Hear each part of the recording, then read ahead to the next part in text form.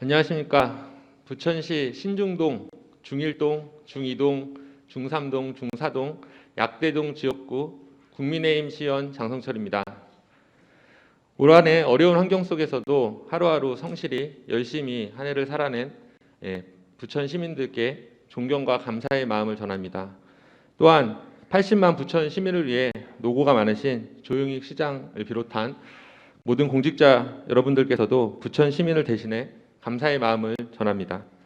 본 의원은 총 6개의 시정 질의를 준비하였으나 시간이 제한되어 있기에 부천페이 운영 특혜 의혹과 부천시정연구원에 대한 시정 질의는 구두로 진행을 하고 한국만화영상진흥원 과오에 대한 시장의 관리, 원미경찰서 노후지구대인 약대지구대 및 원미지구대의 신축부지 확보 지원 관련 질의, 마을자치위원회 프로그램 담당 직원의 최저시급 미지급 관련 질의, 광역동 폐지 및 개선된 일반동 전환 추진 관련 질의는 서면으로 대처하도록 하겠습니다.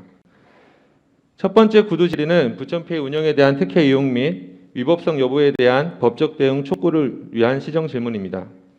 현재 부천페이 운영 대행사인 코나아이 주식회사는 몇 가지 특혜 의혹이 있으며 특히 부천시가 사업을 시작한 2019년 4월부터 2021년 10월까지 2년 7개월간 발생한 선수금 이자에 대한 환수가 이루어지지 않고 있는 것으로 파악되고 있습니다.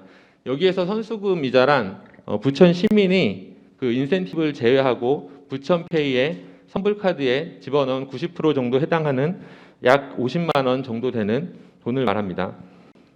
부천시는 2022년 2월 24일 코나아이와 부천시 카드형 지역사랑 상품권 플랫폼 운영대행 변경협약서를 작성해서 2021년 11월부터 2022년 4월까지 5천만 원의 예치금 이자 수익을 시금고로 뒤늦게 환입한 사실이 밝혀졌습니다. 그러나 2021년 10월 이전에 발생한 2019년부터 발생한 이자죠. 한 1억 5천만 원 상당하는 그 비용에 대해서는 시민충전금 이자 수익에 대해서는 환입을 거부당했습니다. 그리고 그 이후에 어떠한 조치도 하지 않은 것으로 파악되었습니다. 자, 본 의원은 부천시 생활경제과를 통해 발송한 부천페이 미지급 선수금 이자 수익을 산출해달라는 공문에 대해 코나아이가 부천페이 선수금은 28개 시군의 경기지역화폐 선수금 계좌로 통합 관리되어 부천페이 시민충전 선수금의 정확한 이자 수익 산출이 불가하다는 납득할 수 없는 회신을 보내왔습니다. 지방자치단체 보조금 관리에 대한 법률인 지방보조금법 제24조 별도 개정의 설정 등에 관한 법률에 의하면 지방보조금 사업자는 교부받은 지방보조금에 대해서 별도의 계정을 설정하고 자체 수입 및 지출을 명백히 구분하여 회계 처리하여야 한다고 명시가 되어 있습니다. 부천페이 선수금이 28개 시군의 선수금과 함께 코나아이 통합계좌에서 관리된 부분은 위법성 여부를 적극 확인해서 부천시 보조금 관리에 대한 시장의 의무를 다할 것을 촉구합니다. 또한 부천시 생활경제과가 합리적으로 추론한 결과 1억 5천만 원 이상의 미환수 선수금 이자 수익이 파악됐습니다. 코나아이에 대한 법적인 대응을 통해 시민들의 선수금에 대한 이자 수익이 특정 기업의 특혜가 되지 않도록 모두 환수해 주실 것을 요구합니다.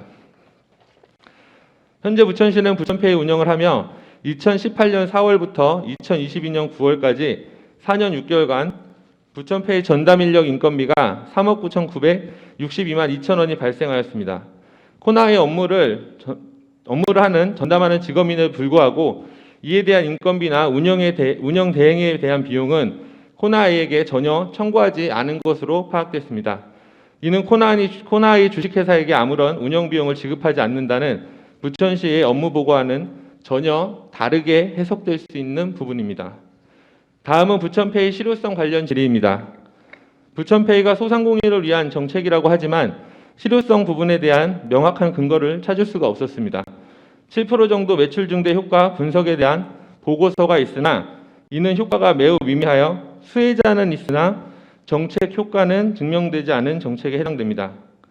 2019년 12월에 부천시 연구 용역으로 진행한 인천대 경제학과 양모 교수의 정책담은 보고서를 보면 2019년 보고서에 품목별 생산 유발 개수에 대한 부분을 2013년 자료를 근거로 인용하고 있습니다.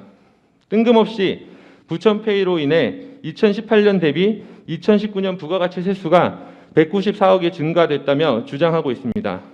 그러나 보고서 어디를 보아도 전혀 학문적으로 부천페이 연관성을 증명하지 못하고 있습니다.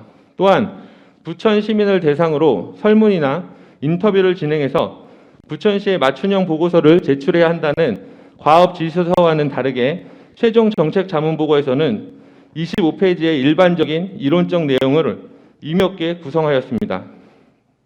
400만 원의 용역 비용을 들인 정책 자문 보고서 연구 용역이 어떻게 발주되었는지, 관련자에게 특혜를 주려는 의도는 아니었는지, 연구 용역이 허술하게 관리된 부분에 대한 이유를 밝혀주시고 재발 방지를 촉구합니다. 올해 부천페이 예산 139억 원 기준으로 매칭되는 시비 69.5억을 소상공인 활성화를 위한 상인회나 골목상권 인프라 구축에 100% 직접 지원을 한다면 소상공인을 위한 지원 효과는 명확하게 증명되기에 정책의 실효성이 제고됩니다. 69.5억이 부천시에 꼭 필요한 예산 사각지대에 채정된다면 아무런 제약 없이 10%의 인센티브를 가져가는 불특정 다수에게 제공되는 시비가 반드시 필요한 곳으로 집행될 수 있습니다. 예를 들어 사회 취약계층이나 노후된 놀이터를 개선하는 비용, 지역 축제 비용이 제한되어 어려움을 겪고 있는 마을자치위원회, 최저임금보다 적은 금액을 받는 프로그램 담당 봉사자 직원 급여 등의 정상화 등 수많은 곳에 예산의 한목적성에 맞는 예산 집행이 가능합니다. 현재는 매월 50만 원의 10%인 5만 원의 인센티브를 제공하고 있으나 50만 원의 여윳돈이 없는 저소득층 시민들은 충전을 못하는 역차별이 발생하기도 합니다. 경제적으로 어려운 소외계층에게 상대적 박탈감을 주는 문제도 실효성 검증의 문제가 제기되는 지역화폐의 어두운 일면입니다. 부천페이 사용에 대한 빅데이터를 분석한 결과 실제 사용하는 부천페이 가입자 수는 매달 8만 명 수준인 것으로 확인되었습니다. 이는 부천페이를 통해 유의미한 경제적 효과가 발생한다는 주장에 대해 의문을 제기할 수 있는 실질적 근거가 됩니다. 지역화폐 예산은 올해 전액 삭감되었다가 국회 행정안전위원회에서 5천억 정도로 조정되었으며 지원 구매에 대한 변동성이 매우 큽니다. 매년 국비 및 도비에 의해 부천시의 부천페이 예산 규모가 결정되는 구조입니다. 재정 자립도가 31.2%로 타 도시에 비해 현저히 낮은 부천시는 변동성이 큰 예산에 대한 대책이 필요해 보입니다. 부천시장께서는 부천페이 정책적 실효성과 기회비용을 적극 검토해서 정책에 따른 예산 집행이 예측 가능성과 한목적성을 높이기 위한 어떠한 준비를 하고 계신지 답을 주시기 바랍니다. 두 번째 구두질의는 부천시 시정연구원 설립에 따른 예산 낭비와 실효성 검토에 대한 질의입니다. 출자 출연기간 관리 문제는 부천시의회 여야 당대표 대표연설을 통해 시장께 철저한 관리를 요청한 부분입니다. 본 의원은 재정문화위원회 정책기획실 행정사무감사에서 재단법인 부천시정연구원의 문제점에 대해 세세하게 언급했습니다. 그러나 의사결정에 대한 부분은 시장의 정책 방향에 대한 의지에 따라 결정 권한이 크기에 실효성에 대한 부분을 질의드립니다. 2022년 9월 14일 국민의힘 시의원 정책간담회에서 주요 현안 중 하나인 시정연구원 설립에 대해 구체적인 설립 이유와 실효성에 대해 질의했습니다. 인구가 80만에서 현재는 더 많이 줄어들었습니다. 79만 1263명으로 11월 1일 기준으로 집계가 되어 있는데요. 지속적으로 감소하고 있는 상황에서 인구 100만의 부천시를 대비한다는 시장의 답변은 본 의원에게 설득력이 부족했습니다. 부천시를 위한 미래 먹거리를 준비하기 위한 연구원이 필요하다는 부분도 시장과 본 의원을 포함한 모든 공직자가 해야 할 숙제를 단지 시정연구원에 떠넘기는 것이 아닌가 하는 생각이 들었습니다. 본 의원도 단연간 연구 수행을 한 경험으로 모든 연구의 결론은 결국 재정적인 지원이 필요하다는 부분일 텐데 부천시의 재정 자립도는 매우 낮은 수준으로 부천시정연구원에 투입될 예산마저 철저하게 시민이 체감할 수 있는 방향으로 활용해야 할 심각한 수준입니다. 인구 50만 이상의 도시는 연구원을 설립할 수 있다고 법이 완화되었습니다. 그러나 이것은 필요 조건이지 충분 조건이 될 수 없으며 낮은 재정 자립도의 부천시는 장기적인 예산 투입에 대해 신중하게 결정할 필요가 있어 보입니다. 부천시의 재정 자립도는 31.2%이며 성남시는 66.2%, 화성시는 58.6%로 부천시의 재정 자립도와 큰 차이를 보이고 있습니다. 부천시는 현재도 매년 연구 용역이 이루어지고 있으며 2020년 30건 26억 9천만 원, 2021년 29건 26억 6천만 원, 2022년 29건 18억 8천만 원의 용역비를 지출하고 있습니다. 시정연구원 관련 업무 보고 시 연구원이 설립된다면 단발성 연구 용역을 시정연구원에서 수행할 수 있다는 연구 용역 비용 절감에 대해 언급했습니다. 본 의원의 경험에 의하면 연구자는 본인이 전문적인 연구 분야를 제외하고는 연구 과제를 주도적으로 수행할 수 없습니다. 다양한 시정에 대한 연구는 이슈에 따라 연구해야 되는 연구원도 달라지기에 대부분의 연구 용역을 기존처럼 외주로 발주할 수밖에 없습니다.